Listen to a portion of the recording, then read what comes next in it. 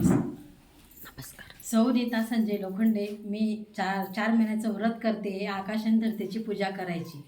ते मी कसं करायचं ते मी तुम्हाला सांगते.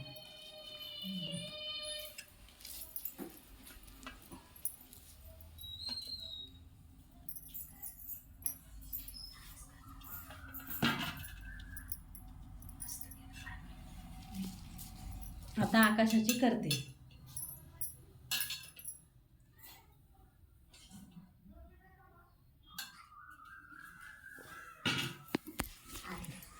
याच्यानंतर